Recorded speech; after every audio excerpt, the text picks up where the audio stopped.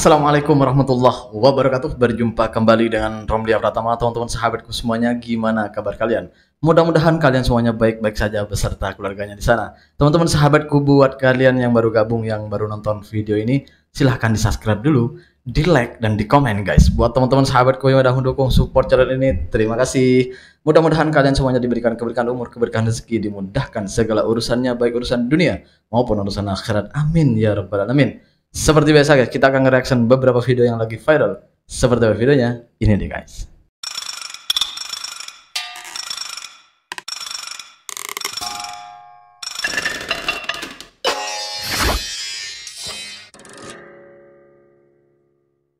Kejagung bilang negara potensi rugi 1 kuadriliun karena korupsi Pertamina. Ini menarik nih. Soalnya banyak yang nggak tahu 1 kuadriliun itu sebanyak apa. Hari ini kita belajar bareng. Siapa tahu duit kita tiba-tiba segitu kan? Biar nanti kita nggak kaget.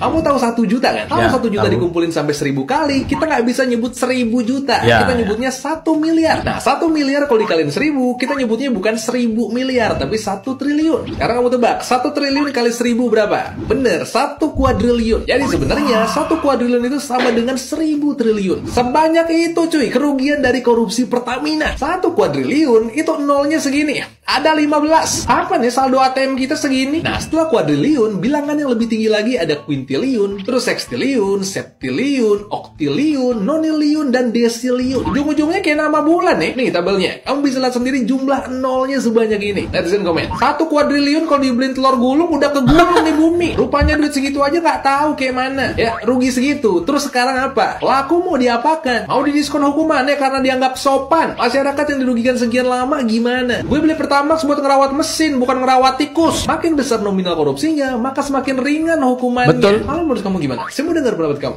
Semakin besar kerugian negara, semakin ringan hukumannya. Itulah Konoha. Jadi kalau kalian punya bakat ya, punya bakat corruption, punya bakat korupsi, datang sini, datang Konoha. Semakin banyak yang dikorupsi, ya semakin sedikit aja hukumannya. Dendanya pun semakin sedikit, samannya. Jadi serba enak di sini guys, bener. Aduh, 1 kuadriliun guys, banyak itu uang. Ya, mudah-mudahan kita semua bisa mendapatkan uang seperti itu guys, tapi dengan secara halal. Amin, amin, amin. Kita lanjut ya. Diduga ODGJ, pria ngaku nabi hebohkan 1 bus di terminal Purabaya. Tengah viral di media sosial. Aku nabi pula. Ngapain? Aduh. Ada yang ngaku nabi udah. Aduh ya Allah. Orang pria berada di dalam sebuah bus jurusan Surabaya Blitar. Di terminal Purabaya Bungurasi Sidoarjo tiba-tiba mengaku sebagai Rasulullah. Hal itu membuat suasana di dalam bus memanas. Aksinya direkam oleh penumpang lain dan viral di dunia maya. Dalam video singkat berdurasi 31 detik itu, petugas dan penumpang lain berupaya menurunkan pria yang mengenakan jaket hitam itu. Alih-alih menuruti, pria tersebut justru menolak dan mengaku sebagai nabi. Akhirnya, setelah bersih tegang cukup lama, pria tersebut dipaksa keluar oleh penumpang lain dan petugas terminal Bungurasi. Dari pengakuan penumpang yang videonya viral, pria itu sejak awal naik bus sudah membuat ricuh. Humas Terminal Tipe A Purabaya Sarah Abigail mengonfirmasi bahwa kejadian tersebut berlangsung pada Jumat 14 November 2025 di jalur 4 shelter keberangkatan pada pukul 20:20 waktu Indonesia Barat. Pihak Jadi, aduh ya Allah, ada yang ngaku nabi, udah ada yang ngaku nabi. 2 hari ada yang ngaku wali, sekarang udah ngaku nabi nih. Bentar lagi nih ada nih yang ngaku Tuhan. Aduh ya Allah, pokoknya kalau mau cari yang aneh-aneh itu ya di Konoha lah tempatnya.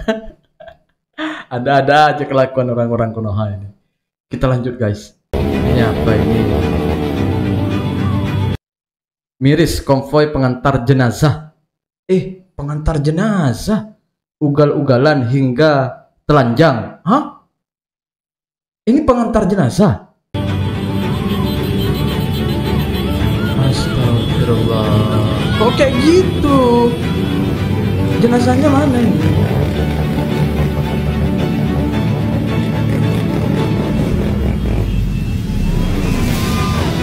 Nampak dalam video tersebut sejumlah pemotor berkendara dengan membahayakan pengendara lain. Seorang wanita yang dibonceng menghadap belakang, bahkan sambil bermain-main dengan motor di sampingnya. Ini gimana ini kejadiannya ini? Tak hanya itu, seorang pemuda juga tampak membuka baju dan celananya, lalu berjoget di atas motor. Astagfirullah. Apa ini? Gila. Masa konvoi jenazah kayak gini? Ini di mana ini kejadiannya sebenarnya? Tempatnya itu di mana, guys? Kok masa ngantar jenazah kayak gitu, guys? Kan nggak, ya duh, membahayakan orang lagi, malah joget-joget lagi. Jenazah apa yang dia dihantar ini? Ini ya Allah. Di mana? Tolong buat kalian yang tahu ini kejadian di mana. Ada aja memang warga Konoha ini. Orang yang menggunakan ijazah palsu aja bisa jadi presiden. Ya. Jadi buat apa capek-capek kuliah, mending datang aja ke UGM minta bikinkan ijazah palsu. Dan harapan kami sebagai anak bangsa kepada Bapak Jokowi agar secepatnya untuk menunjukkan ijazah aslinya ke publik supaya tidak menimbulkan kegaduhan di negeri ini. Bentar. Kok bahaya, Dek? Dek, kok bahaya kata-katamu, Dek? Aduh. Capek gue jelasin ini, Dek. Nanti deh, Dek. Duh, Dek.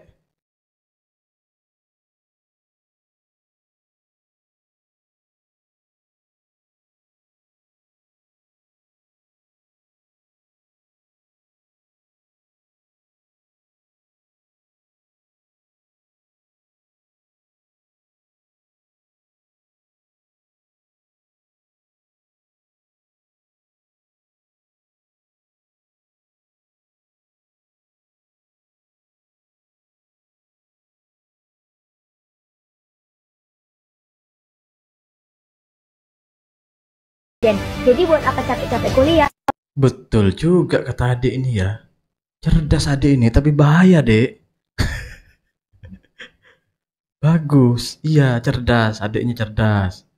Tapi ini bahaya, Dek. Bahaya, Dek. Aduh, Adek.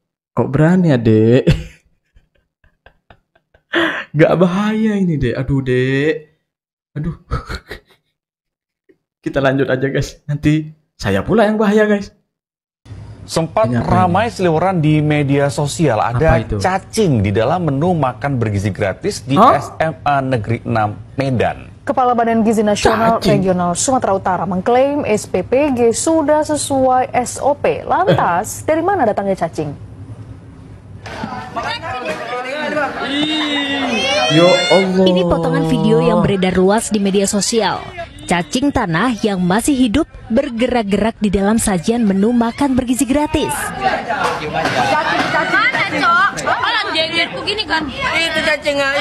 Siswa yang melihat pun mulai hilang nafsu untuk menyantap menu telur orak-arik itu. Insiden yang terjadi di SMA 6 Medan ini dibenarkan oleh Kepala Badan Gizi Nasional Regional Sumatera Utara. Kok bisa ada cacing dalam makanan itu? Aduh, itu hari ribuan orang keracunan, ini cacing. Itu hari ribuan makanan basi. Aduh, kok gak berhenti-berhentinya MBG ini?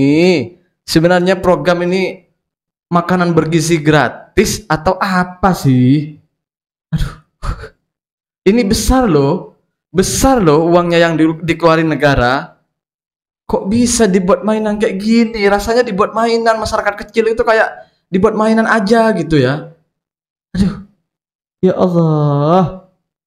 Uang dihambur-hamburkan ratusan triliun. Nyatanya dapatnya makan untuk anak sekolah kayak gini. Banyak yang keracunan, ribuan yang keracunan. Ada yang makanan basi dikasih sama anak-anak sekolah. Ini ada cacingnya. Dikasih sama anak sekolah, maunya negara itu apa sebenarnya? Katanya biar anak-anak kita itu biar cerdas. Cerdas apaan? Ini ntar malah. Ya Allah. Distribusi MBG ini diperoleh dari Satuan Layanan Pemenuhan Gizi Kota Matsum dan diklaim sudah sesuai SOP. Benar itu kejadian adanya satu ompreng di SMA 6 terdapat cacing tanah yang masih hidup. Dari pihak SPPG Matsum juga sudah melaksanakan kegiatan sesuai dengan standar. Kepala SPPG juga sudah melaksanakan sesuai dengan apa yang diperintahkan, SOP-nya sudah dilaksanakan. Jika memang tidak ada unsur kelalaian, kok bisa tiba-tiba muncul cacing di dalam ompreng MBG? Tuti Alawiyah Lubis melaporkan dari Medan, Sumatera Utara. Kalau nggak ada kelalaian, benar kata mbaknya tadi itu, kalau nggak ada kelalaian, kenapa bisa cacing itu? Nggak mungkin cacing itu tiba-tiba masuk sendiri ke dalam. Ini pasti ada kelalaian dari orang MBG-nya ini. Astagfirullah. Kan nggak mungkin ya, si cacing itu tiba-tiba gini, kling, tiba-tiba ada di tempat makannya MBG. Kan nggak mungkin, guys. Aduh. Aduh, pakai nggak mengaku. Ya udah akui aja, minta maaf sama masyarakat dan perbaiki. Jangan hanya minta maaf doang, perbaiki. Aduh, introspeksi diri. Terima kasih buat semuanya yang udah nonton, terima kasih yang udah support saya, terima kasih yang udah dukung. Assalamualaikum warahmatullahi wabarakatuh. Jangan lupa, salawat guys.